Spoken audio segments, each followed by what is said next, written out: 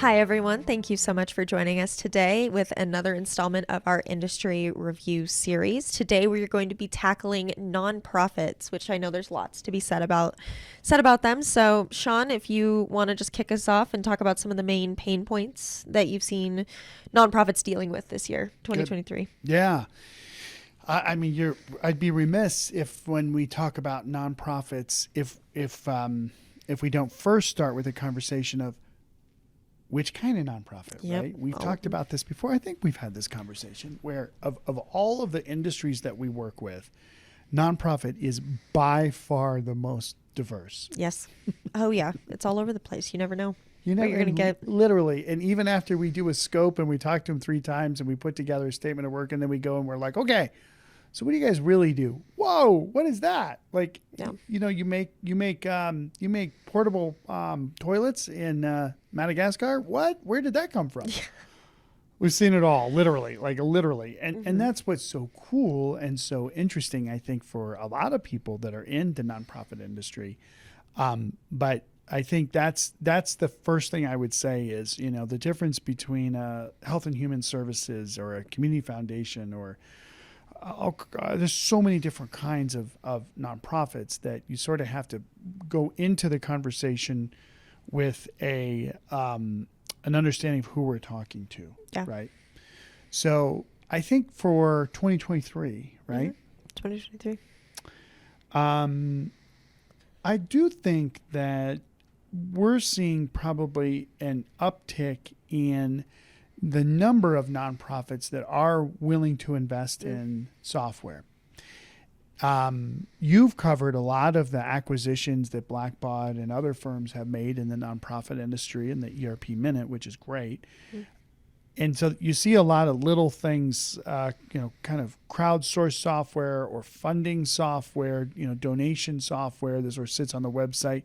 You see these little pieces out here, right? But there is sort of a bigger platform that most of these nonprofits run on. And that's what I'm saying. I think they are willing to make a change to maybe a little bit more modern of a platform. There's the move to cloud that's been happening for years. I think I even maybe mentioned this on another call that we had that actually I don't think I ever have. It's amazing how all these new things come out even after we do this over and over. Yes. But the way, this is kind of an anecdotal story. It's funny. In 2006, 2005, I knew that the cloud for ERP was real when I had a nonprofit client here in Denver, actually, a very, very, very conservative nonprofit. It was actually a nonprofit bank. And the CFO, who had been there for 30 years, who was looking at thinking of retiring, right, said, all right, so there's one thing we need to talk about with this software. It's about the architecture. He didn't use that phrase, or the deployment. And there's something that I need you to know. And I'm like, oh boy, here we go. This is the on-premise, And he says, I will only get a cloud-based solution. Wow. And I was like, whoa, I had to be cool, right? Consultants have to Ahead be of cool. his time. He was ahead of his time. He really was. But he just said, the risks that we have with having our software in the office here keep me up at night. Yeah. And I was like, this guy, he knows what's going on, right? And so nonprofits, they traditionally aren't on the bleeding edge. We talked about that with another industry today, but they're kind of having to be. Right. There's trends I'm sure we're going to talk about on this meeting about like donations. You're mentioning this, like a lot more subscription-based donations, repeat donations. People sign up and there's a monthly give. But, you really want to make it easy to be able to text a number to your nonprofit and here's, I want to donate this amount, bam, boom, bam, and it's done, right? So I think all the nonprofit industries really sort of the watermark is rising for the amount of technology that they're required to use. Yeah. But again, with this diversity of what we saw in 2023 with different types of nonprofits, there was, I think, a move, again, continuing to go to the cloud, continuing to get the financial statements in the back end system sort of into a more modern platform, definitely on the donor management side, integrating with not just things like MailChimp, but more marketing automation kind of tools. And I also think another big trend that we saw in 2023, this is why I love these calls. 'Cause I don't even think about this stuff when I'm Yeah. preparing, but it's really cool is that I think in our clients, we saw a migration of a lot of people from the public sector, from corporate, private, whatever, moving into the nonprofit industry. And so when they come in, they want the software that they used at their $100 million, business or even bigger. Or they were at Fortune 500 or whatever. Like I can't run this organization without, more industrial strength software. We were at a client last week where that was the case, where their ED basically said, like, we got to get rid of all this stuff. Now just go make it work, right? Like, whoa, okay, that's a lot. There's a lot there. But if she wasn't mandating the change, the organization wouldn't have hired us to even look at this. Yeah. So again, the last piece I'll say for 2023 though is that so you have new leaders, maybe a little more willingness and just mandatory like expectations about the technology that they want to use to run these organizations, plus the cloud for sure. But then probably this last factor that I can think of is there's a lot of software that's out there that is legacy. That's most of our industry calls have this in here, right? If the investment bankers and the private equity people out there are listening, there's and they know that. That's why a lot of software companies are getting bought right now. But there's a lot of opportunity for upgrades. Yeah, a lot. And I think the nonprofit world is sort of shifting the view of every dollar that goes into technology is $1 less for our mission. Yeah. And I think they're starting to see every dollar we put into technology gets us $2, $5, $10 on the mission if we do it right. And I've seen those ROI models and they're true. Yeah, definitely. That's what I was just about to say. It can be hard to justify when you're like, those companies, right, all the ones we work with just have big hearts and towards the mission. And they want to make sure that they succeed and can actually do good things for the markets that they're in. And it can be difficult to justify an investment like that. But as you just said, as technology advances, AI, different solutions, in addition to just like that core ERP that people are implementing, it's allowing them to do even more than I think most of them would have expected. So that being said, what do you think the greatest challenges that nonprofit companies should look out for in 2024?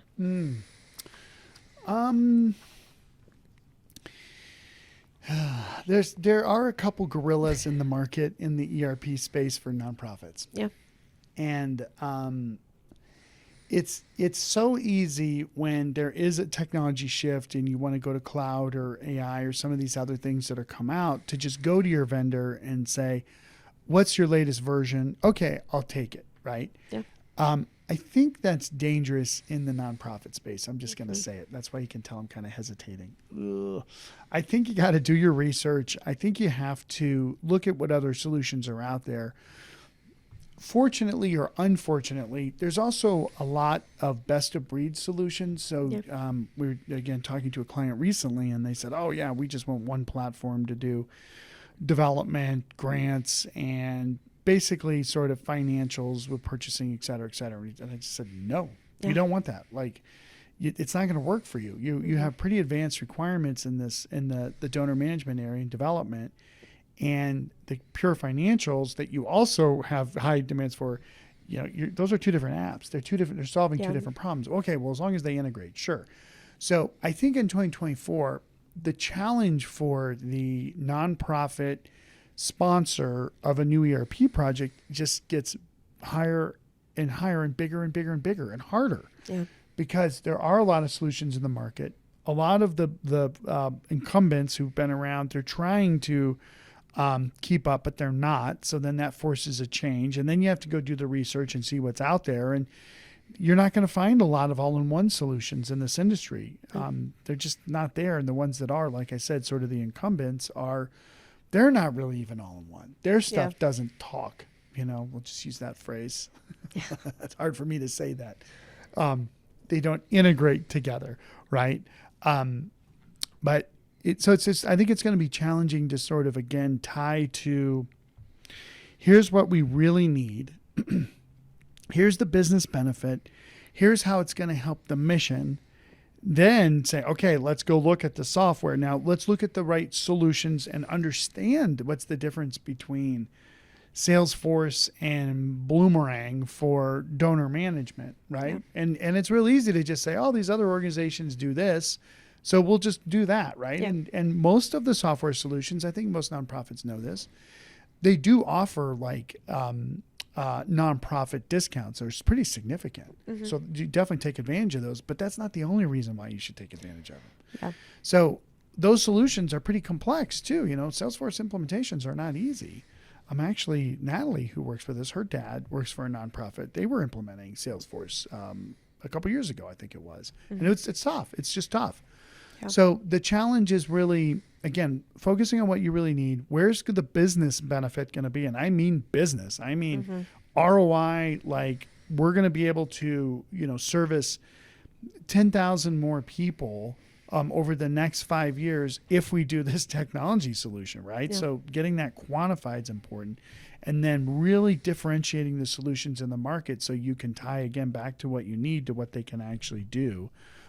It's going to be tricky. There's a lot of good solutions, but that also makes for more confusion. Yeah, and I will say, like, watching the news, seeing what the vendors are doing, many more vendors are focusing on their integration platforms and just their platforms in general, so that the technology can communicate, but it's not necessarily going to be something that, 2024 it's solved.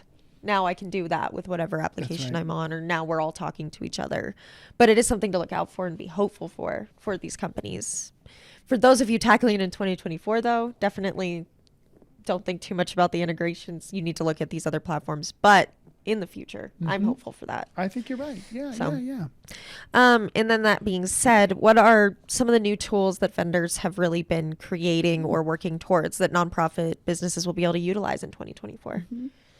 Well, I think you were saying that even some of the acquisitions that like a Blackbot are making, where they're making it easier for even volunteer management or crowdfunding, crowdsourcing, fundraising tools that just sort of line up to your website and align with a payment processor, Yep. and poof, magic happens, money shows up in your bank kind of stuff. I do think the monthly subscriptions, those are tools, right? Those are payment tools that cable companies and whoever those guys are now. Do you even have cable? Like I TV? personally don't. Right. Yeah. No, Do mine's you? all streaming Yeah, services. Definitely not, right? Yeah, I think we kept it because there was something that was only available on whatever, right? So, all I'm trying to say is that there's still a lot of change. And so the nonprofits have to keep in mind even budgeting. That's a pretty big deal where I can think of three or four of our nonprofit clients in the last several years. We've done specifically FP&A budgeting selections for them, tool selections, because you've got people, Denver Rescue Mission's a great example here in Denver, great organization. And they're out there working with all kinds of people at different stages in terms of from, being really desolate, like done, all the way through to being completely recovered and, willing to go in and do whatever they want to do and create a life for themselves. It's beautiful. How can those program and services people do their job if they don't know how much money they have to spend? Yeah. And sometimes you can get an email, or an Excel report once a month or whatever, but by then it might be too late. So getting visibility into actuals versus budget is going to be, I think, really continue to be a bigger thing going into 2024. Maybe it's always been that way, frankly, now that I think about it. But that's been a very easy change to make for a lot of our clients because the FP&A, corporate performance management, enterprise performance management, whatever you want to call it, software, is moving down in terms of cost. Yeah. So that's a simple thing to think through too, along with the funding, along with actually when I think about this, being again at one of our nonprofits last week,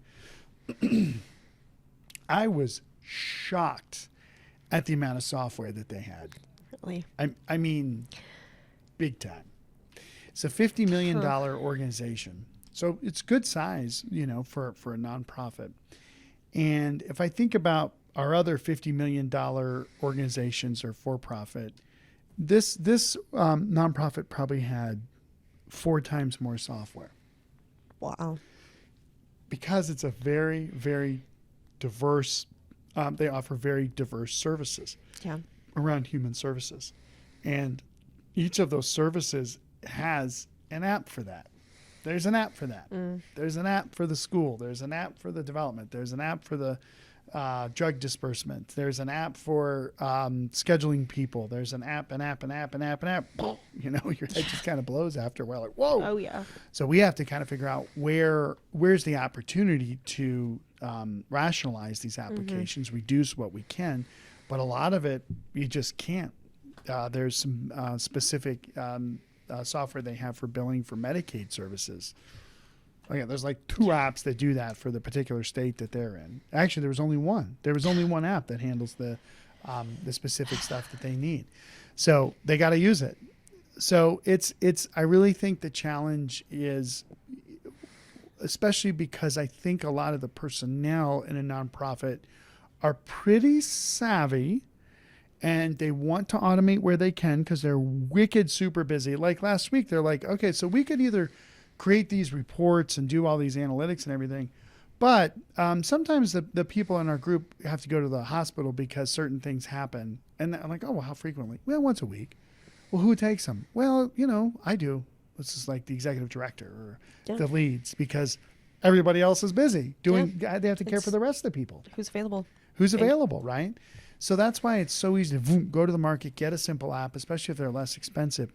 But then, how do you do the integrations? How do you keep a track of your enterprise data when it's spread all about? That's really, really hard. Again, the benefit of having best of breed solutions is the automation that you get at the business process level, at the detailed process level, but you still have to pull it together. Yeah. So I do think a trend here, come to think of it, actually, I have to add that before you ask the next question is, if I were a little earlier in my career and I liked development, what I would do is I would become an expert Power BI person.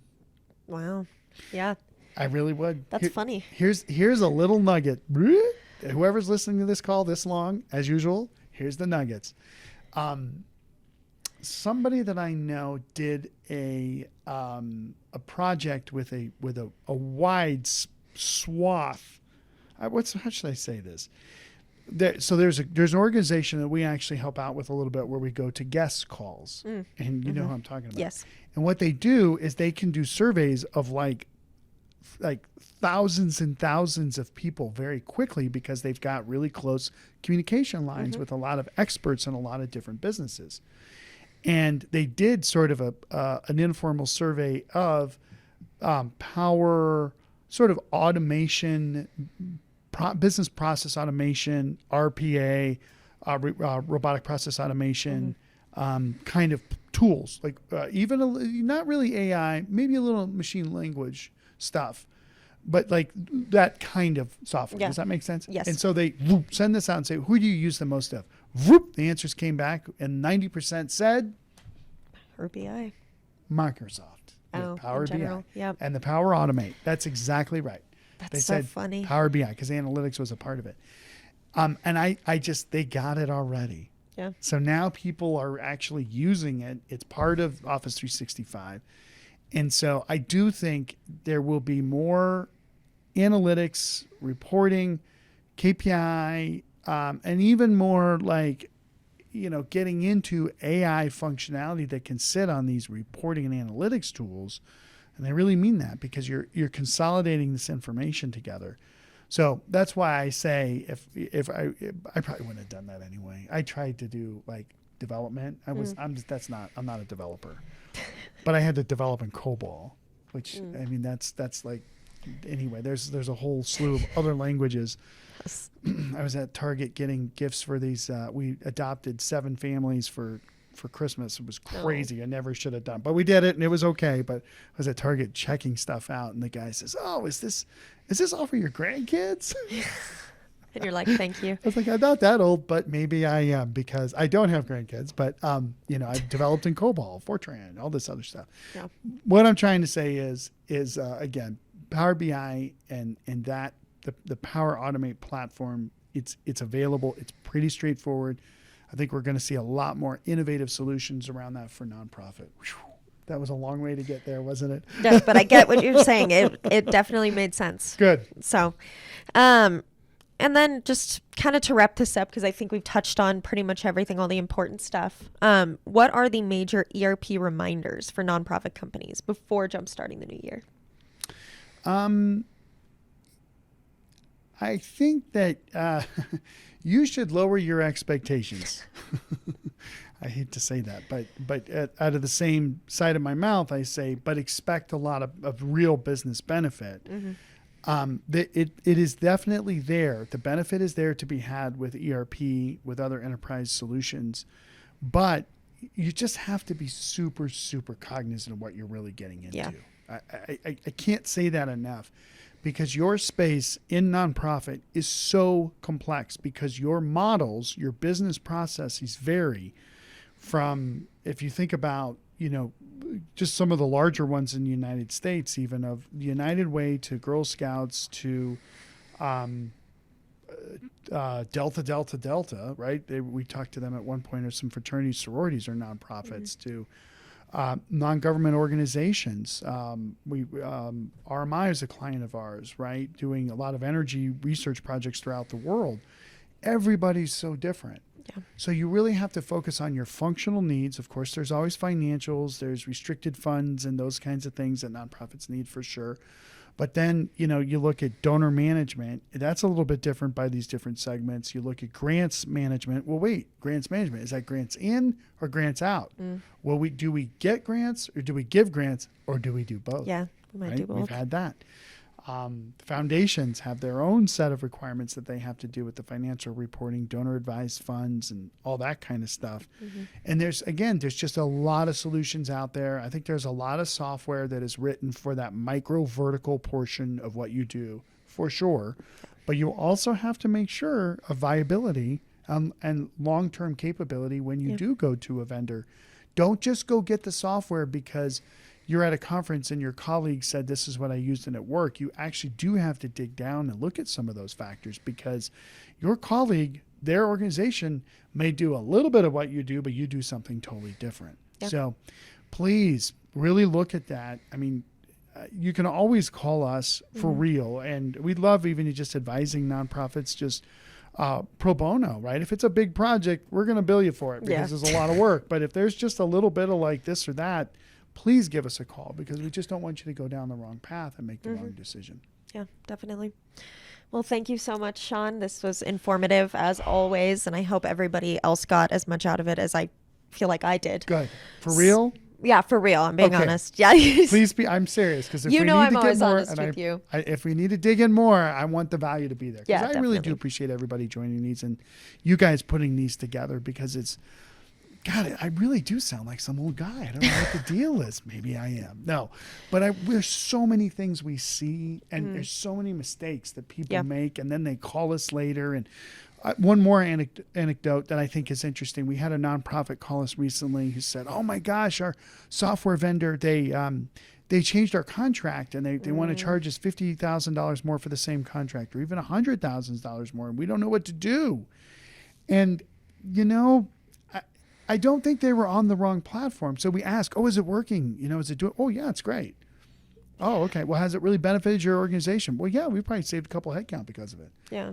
And we're like, okay, well, then, go negotiate. But you're not going to be able to change. That's happening a lot right now where the software vendors are increasing their pricing. And I think a lot of our nonprofits feel hostage to that. And I would just say, I mean, you kind of are, but also it's a negotiation. It's just like if you're in a building and you your lease is up, they're probably going to increase it. Maybe not, depending on where you are throughout the country. I don't know right now, but usually they do. So, but there's value in that. There's value in your software. It has saved money. You have been able to generate more services. You have been able to bring in more revenue, hopefully. And so you might pay more. But no, I'm not saying that because everybody's doing it, that's okay. I'm just saying it's going to happen, but just go in with a negotiation. And the sooner you can say, look, if you do this amount by this date, I will sign. Yeah. And we're done. And they'll probably say, okay, because the software companies are not in the same level, the same position of leverage that they used to be. Yeah. They're just not. There is room for negotiation. That's the last piece I'll put out there because we continue to hear that over and over. Yeah, definitely. Okay, good. No, that's even more value. You always bring things to this. And it gives me an opportunity in marketing because I'm not working directly with the nonprofits, but it gives me an opportunity to make sure I'm giving back to these communities and they're aware of things. So, that. But yeah, thank you so much again for joining us. This has been a great series. We definitely plan on covering more industries. So if you did not see your industry and you're really dying for us to go into it, please reach out to us and let us know. But again, thank you so much for joining us, and we hope to see you again soon.